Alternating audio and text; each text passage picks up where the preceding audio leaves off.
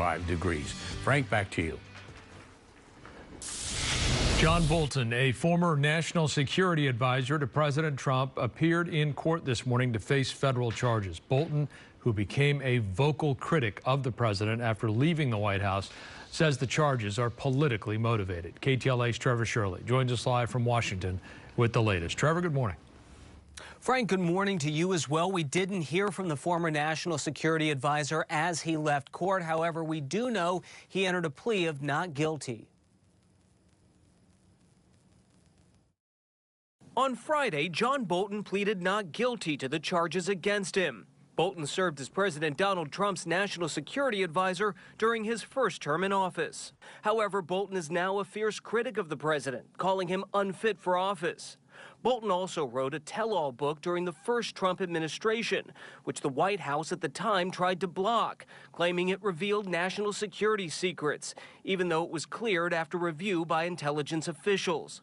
On Thursday, the Justice Department released an 18-page indictment of Bolton, accusing him of storing top-secret documents at his home and sharing with two relatives more than 1,000 pages of diary-like notes containing classified information about his time working in government. The indictment also says Bolton's email was hacked by Iranian operatives who were able to access classified information he'd shared via unsecured email. Bolton is now the latest Trump critic to face charges, coming on the heels of indictments of former FBI Director James Comey and New York Attorney General Letitia James. However, the case against Bolton appears deeper and more solid than those of Comey and James, as it contains much more detailed allegations. It was also signed off on by career national security prosecutors, as opposed to a hastily appointed U.S. attorney in the other cases. Bolton's indictment also stemmed from a probe originally started under President Joe Biden. President Trump reacted to the indictment Thursday. I think he's, a bad person. He's a bad guy. Yeah, he's a bad guy. It's too bad, but it's the way it goes. I just think he's a bad person. And again, John Bolton has denied any wrongdoing. He says he's the victim of a weaponized Justice Department for speaking out against President Trump. He said he looks forward to defending what he calls his lawful conduct in court. That's the latest in Washington. We'll send it back to you guys in L.A. Trevor, we thank you for that this morning. Millions of people are expected to gather nationwide tomorrow for the latest No Kings protests. Some 2,500 protests planned across all 50 states. In Los Angeles, there are at least 10 events that are scheduled. The protest comes amid growing anger and frustration over the government shutdown and the president's immigration crackdown in Democratic-led cities. Organizers spoke out in downtown LA with a message to the Trump administration. We are advocating for the immediate constitutional removal of this regime. No kings in America. We have a wannabe authoritarian who every single day is violating this Constitution. We, the American people, will not accept a king, will not accept a dictator, and most importantly, will not accept a Führer. An estimated 5 million people nationwide took to the streets for the first No Kings protests back in June. Citing concerns about possible fires, the city of Malibu wants to arrest homeless people who refuse to leave encampments. The city directed LA County Sheriff's deputies last month to remove encampments and make arrests if necessary. Officials declared a state of emergency. Deputies say they are limited in what they can do because it's not a crime to be homeless.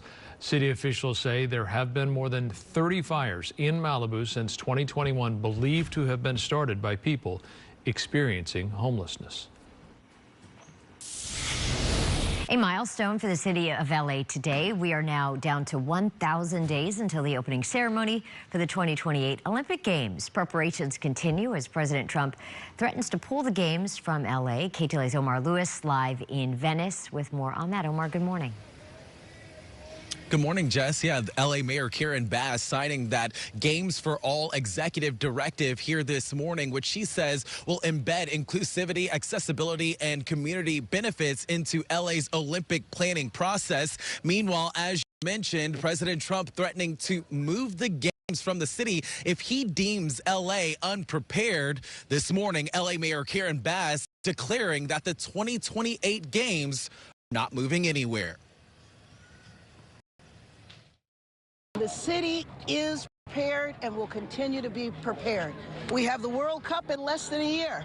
Today is laying out our plan, our strategy. Los Angeles will be ready. Los Angeles will host the World Cup. Los Angeles will host the Olympics. And another round of applause.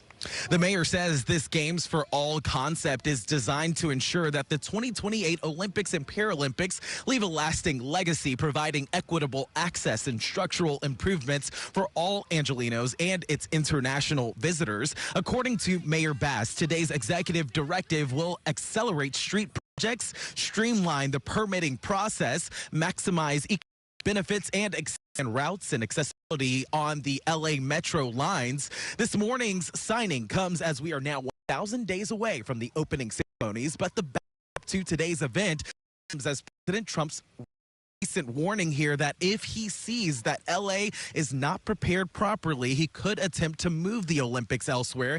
Critics do note that neither President Trump nor any other U.S. official has the unilateral power to reassign the Olympic host city. Those decisions lie with the International Olympic Committee under a binding contract. If I thought LA was not going to be prepared properly, I would move to another location if I had to. On that, I'd probably have to get a different kind of a permission, but we would do that. Gavin Newsom, he's got to get his act together.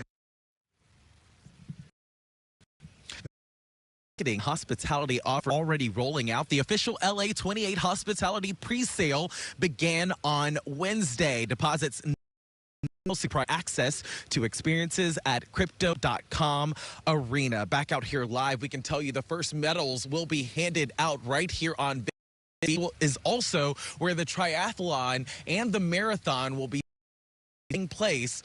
Those 2020 games, which again are now 1 away. That's the latest from Venice Beach this morning. I'm Lewis. Frankins, we'll send it back to you.